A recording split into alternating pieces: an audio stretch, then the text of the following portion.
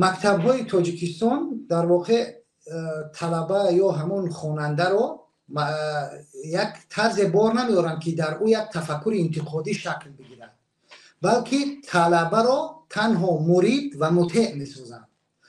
زیرا در مکتب های ما عادت همین است که طلبه باید گوش کند و قبول کند، بپذیرد.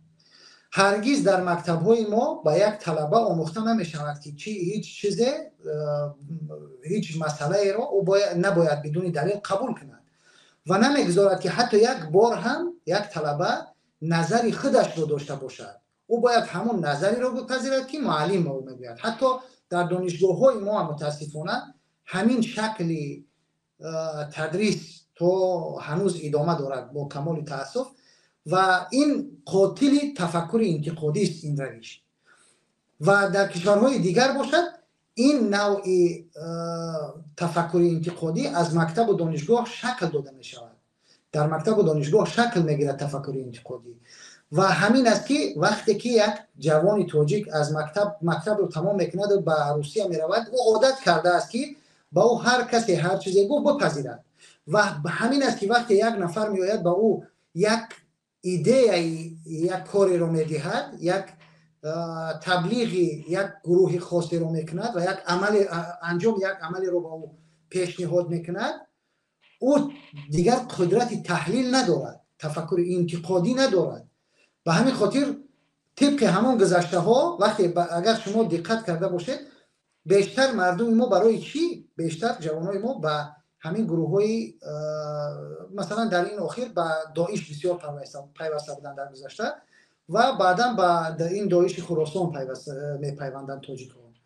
واقعا هم بیایم یک بار این رو باید ریشه یابی کنیم.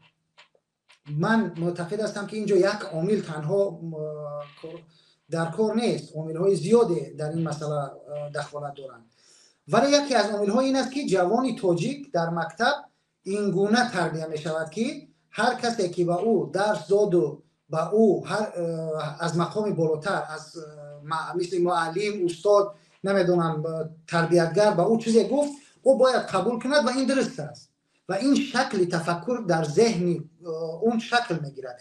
این ناخودآگاه به همون سمت ساخته می شود ذهن این تاجیک جوان که باید هر چی گفت او بپذیرد. یعنی همون تربیتگر یا معلم یا مدرس یا کسی دیگر، کسی که بالاتر از او از چیزی گفت باید بپذیرد و انا همین جاست که مشکل به وجود می آید و یک تاجیک وقتی می رود در یک جا چند جلسه قرآن می آموزد و بعد او دعوت میکند این شخص همچون معلم و مدرس او رو به سمت یک گروه نمیدونم اکستریمیستی، بر اساس همون تفکر گذشته است، بر اساس همون تفکر دوران مکتبیش است که اون باید برای خودش علاقه اینا قبول میکند و رو به همون گروه ها میارد. این یکی از عامل هاست.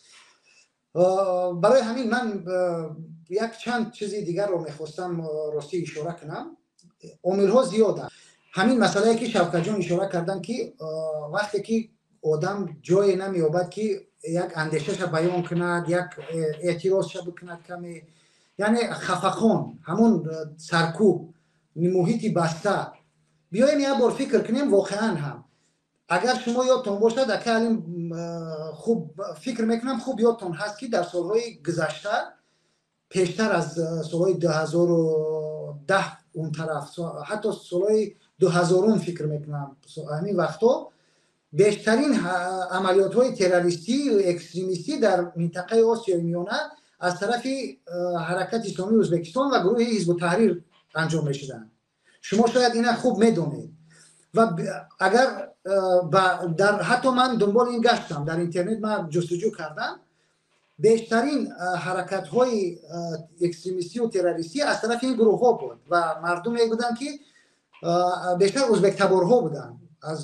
و ما توجه میکنیم وقتی میبینیم به همین چیزها در زمان اسلام کریموف واقعا هم محیط سرکوب مثل تاجیکستان بود، بخصوص بعد از اون حادثه های اندیجان و خیلی محیط کاملا همین محیط بسته سرکوب و همین گونه بود. به همین خاطر از اون طرف با گروه های رادیکالی و با عملیات های تروریستی بیشتر اونها دست می زدن. ولی وقتی میرزیوف آمد و یک آزادی را داد و یک چیزایی را گذاشت که مردم توانستند یک کم خواسته هاشون را مطرح کنند و به مردم حداقل بعضی آزادی هایی را داد که اونها تونستند با نمیدونم در تجارت با دیگران شریک شوند، از دست یک خانواده همه چیز را خارج کردند و به این شکل ها پیش رفت. این شدتی پیوستن ازبک ها به گروه های اکستریمیستی و همچنین عملیات های تروریستی از طرف این ازبک تبارها به شدت کاسته شد. اگر شما همین رو دقت کرده باشید اینو ما شاهد هستیم. ولی بعد از اینکه سرکوب در تاجیکستان به اوج خود رسید، ما شاهد این هستیم که گرایش جوانان به افراطگرایی به گروه های اکستریمیستی بیشتر شد و این یک چیزی هست که دلیلی واقعا هم عینی است. اگر کسی روی این دقت کند این رو به خوبی درک میکند. یک مسئله دیگری که خیلی از نگاه من البته این خیلی مهم است و ما به آن توجه نمیکنیم، ولی حکومت تاجیکستان ناخودآگاه در این سمت رفته است. مسئله این است که تلقین افراطگرایی است. تلقین افراطگرایی به چی معنی است؟ تلقین یکی از چی میگن فرایندی روانشناختی است. تلقین در علم روانشناسی زیاد استفاده میشه در خیلی چیزها و ناخودآگاه حکومت تاجیکستان رو آورد به تلقین افراطگرایی در جامعه ها. اگر شما دقت کرده باشید ما به چگونه این تلقین میکند افراطگرایی را؟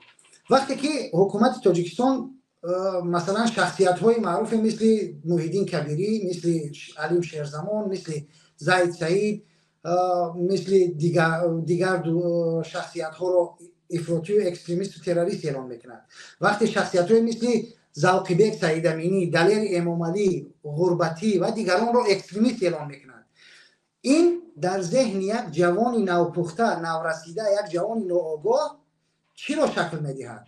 میگوید که اگر اینها اکستریمیست و تروریست باشند پس این کاری بد نیست.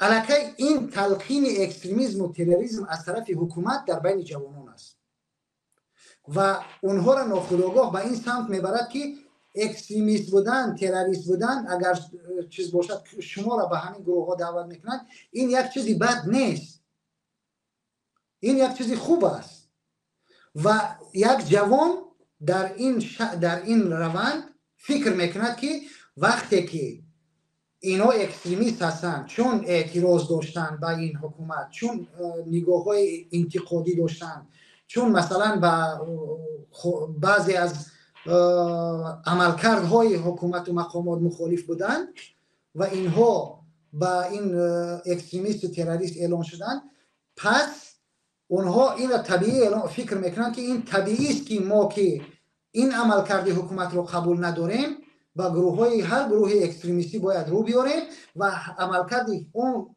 گروه های اکستریمیستی رو هم برای خودشان یک عملکرد درست و سالم میپندارند و این نتیجه سیاست تلقین افراطگرایی، این نتیجه سیاست حکومت تاجیکستان است که این روند رو پیش گرفته و با این شکل در واقع تلقین افراطگرایی کرده است و این رو ما نباید از نظر دور بداریم. من شاید گفتی اکای علیم بعضی ها با ما موافق نباشند در این زمینه، ولی این واقعیت روانشناسی است و در علم روانشناسی مسئله تلقین برای همه مشخص است.